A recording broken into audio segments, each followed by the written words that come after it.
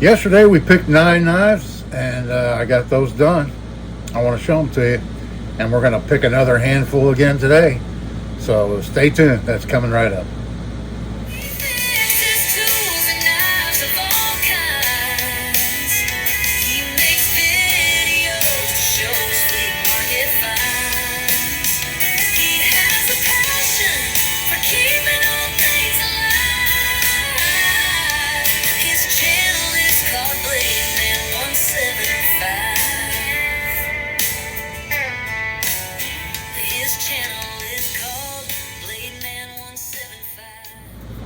Hello everybody, and thanks for coming back for another video. This is Dave, and I'm glad you're with me. I'm out here in the shop working on pocket knives. Yesterday I grabbed a handful out of this bag of knives that I found in various places, and I worked on them today and a little bit yesterday, and today I got them done. I want to show them to you, and then we'll grab another handful and go through them and see what they're all about, see how much work needs to be done on them, all that kind of thing. I'll start off, let's see, this little knife we picked out from China. All I did was oil it, wiped it down a little bit. This one here, this Imperial, has broken blades, so I didn't do anything to that. This one here, I put a little bit of boiled linseed oil on it and wax on the wood, and then I gave it a little bit of a cleaning with some steel wool. This one here was pretty dirty, but that's about it. I didn't do any buffing on it or anything. Still has some scratches in the blade. This is that little Browning knife. Little Browning lockback knife. And put a little oil on it, and it's ready to go. Ready to be used. So all the rest of the knives here, I have some before pictures of them. I'll show you those, and then we'll get on to picking some new ones to work on. So here's this Sharp 300 right here. Really wasn't too bad. I still have to do a little bit of blade work on it, but I opted to just kind of sand it down with some 600 grit, leave kind of a brushed stainless finish on it. So really didn't spend a whole lot of time on that one. This is the Sharp made in Japan stainless steel lockback. I think this is the largest one that they made. Then they had a smaller one that was, I think, the 200, and it was a little bit shorter, and I believe I have one of those also. And then next up to show you is this guy right here, and this is our little Colonial. It's only stamped USA on the blade, but Colonial made these, and a lot of these were advertising knives, or they had Daniel Boone on them, Elvis Presley, Coca-Cola, you name it, and then some were just plain like this one, and it cleaned up pretty nice. I've got another one just like that still out here in the shop. Yeah, I cleaned this one up a while ago. It's identical, only this one's in a lot better shape than this one. But you can see they're, if I can get my hands out of the way so you can see, but you can see they're identical in size and two blades. I'm going to hunt around. I'd love to find every color that they made. I know they made a variety of different colors. I guess this one you would call ivory. I know there was a white colored, blue, green, all the different colors. So I'd like to find all the different colors, and then maybe I'll make like a cardboard display for them, and I can hang them up and display them. So there's those. Next up we have this one right here. This is that Tomcat, the F14 Tomcat made in Japan knife. Unfortunately the blade is really bad. Somebody gouged it up pretty good right there with a grinder, sander or something on the blade, and they really sharpened it down. But I did get it to where, took some off the kick and got it to where it sits down in flush, and then cleaned it up quite a bit just to make it more presentable. And it's a good user knife for somebody.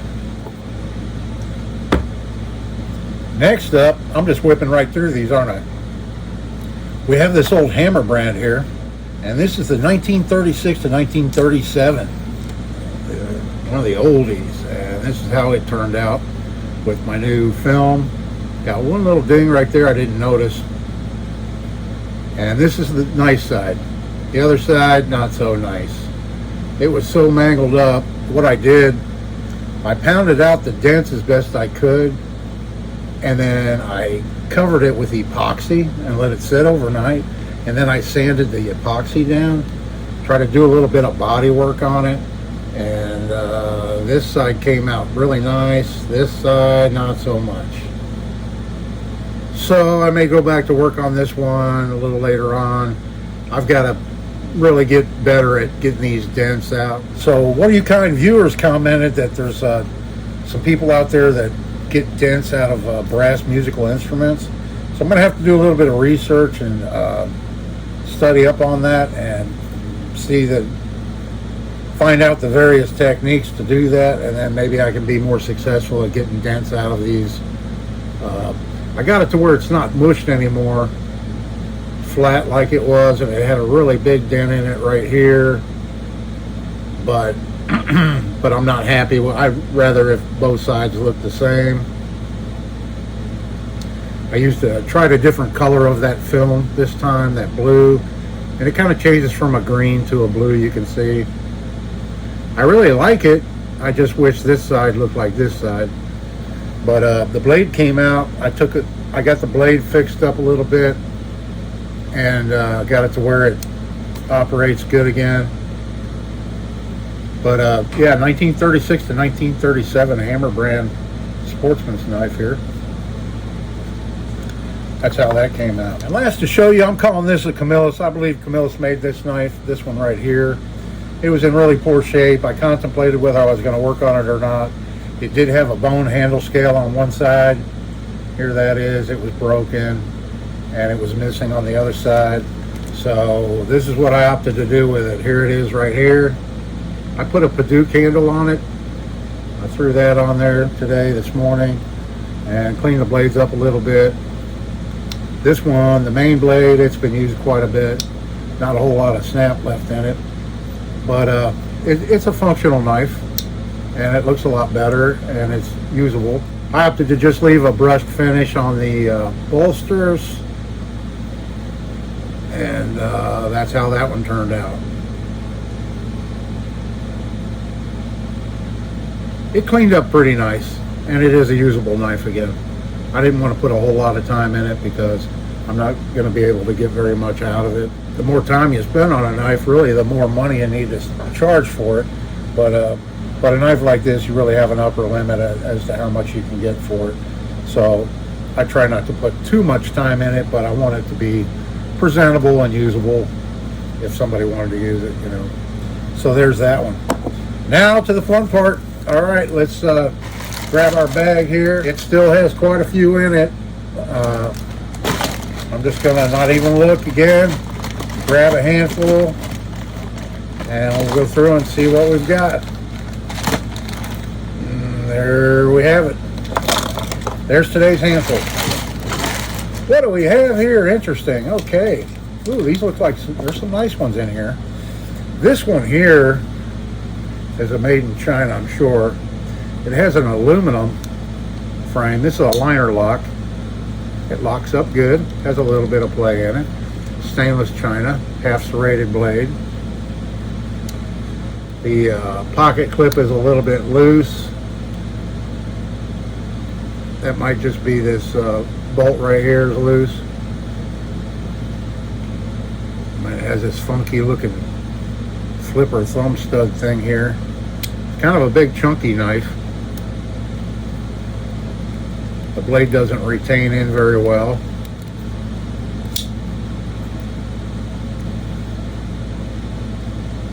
Yeah, we'll do a little work on that one. See if we can't get it operating a little bit better. Next up, we've got one of these little, is this a Hammer brand or this is an Imperial? Hammer brand, same thing. Broken blade, unfortunately. It's a 2-blade model with a broken pen blade, and the main clip point blade has been broke off also.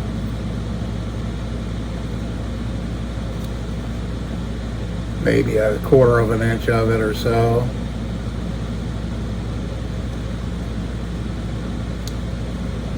The clamshell scales aren't really too terribly bad. This one's been flattened out a little bit. You can see the one on top there, you can see has been flattened out just a little bit. I may convert this one into a single blader since it has a broken pen blade there. Convert it over to a little single blader and put some vinyl film on it. Yeah, I think that's what I'll do with this knife. All right, next up, let's look at this one here. Nice. Yeah, a reminder, I paid, I think $2.69 each for these. We got the Hawkbill. This is a Colonial. I think I just did one of these not too long ago. Let's check out the spear point blade. Looks pretty nice. Not too bad.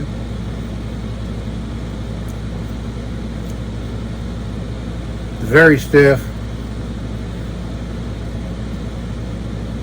This one's not broke off. A little bit of rust on it. I think this one has a steel liner lock. Yeah, so this one will clean up pretty nice.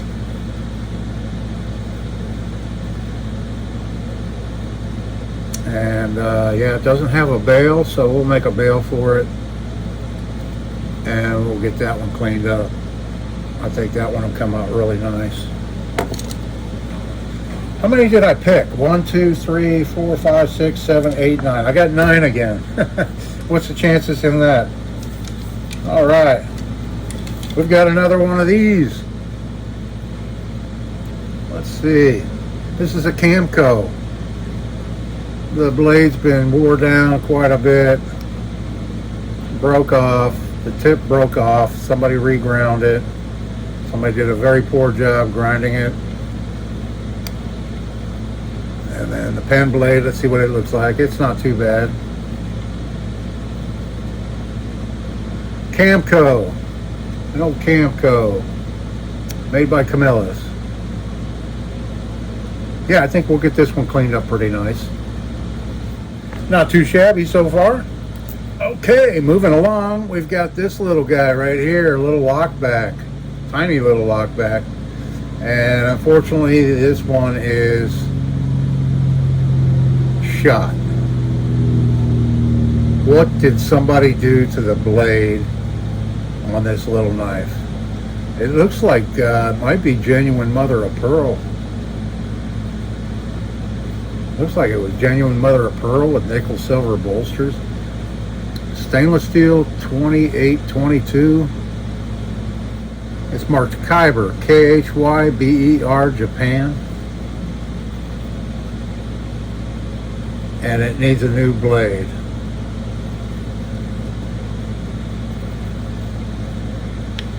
Man. That is just really a shame that somebody would do that to that knife. Okay.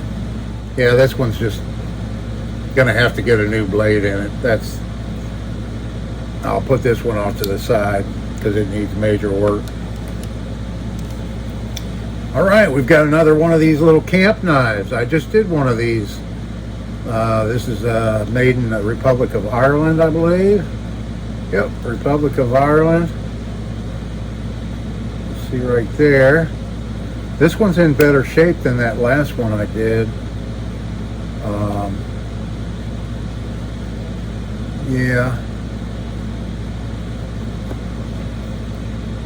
Yeah, this one's in a little bit better shape. Most of the paint is there. It has the old style can opener. Not sure when these were made. Yeah, that's not in bad shape at all. That's never been used. Missing the bail, of course. Down inside has a little bit of rust, but not too bad at all. Some of the paint's wore off of it right here. We may go ahead and touch that up. Or we may just clean it up and make a bail for it. Not too much needed on that little camp knife right there.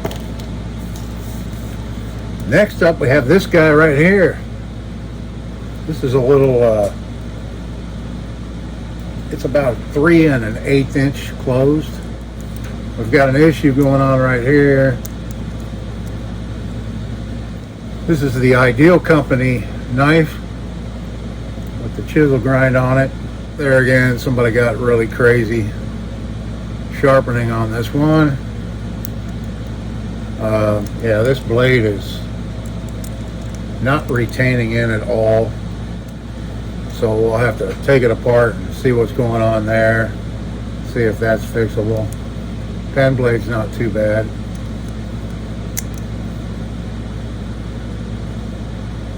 The yellow plastic's a little shrunk up. This handle scale right here is very loose. You can see there's a little play in it. This is a clamshell style, but rather than it having the tabs on the ends, the tabs are actually bent over down inside in the well. See right here, there's the tabs that hold the handle scales on. They're a little bit trickier to deal with, as long as they don't snap off, you know. It is pretty rusty, so there's the chance they may snap off. But with this blade right here, I don't know if the tangs wore out or what's happening with that blade. But we'll take a look at it closer and see if we can't do something with that one. All right, got a couple more. That's crazy, isn't it? I grabbed 9. I grabbed 9 yesterday, and I grabbed 9. So what's your guess on how many I'll grab tomorrow? Put it down in the comments. How many you think I'll grab on the next grab tomorrow? All right, here we have a little Imperial or a Hammer brand. Whoa, it's an Imperial, and it's very rusty. The blade's going to be very pitted, as you can see. Unfortunate, because the handles are in pretty nice shape on this one. They will clean up pretty nice, I believe. The pen blade is not fitting down flush for some reason, maybe due to corrosion. Not quite sure. It's very stiff. So that'll be a good cleanup right there. And then last up, hopefully this is a nice one.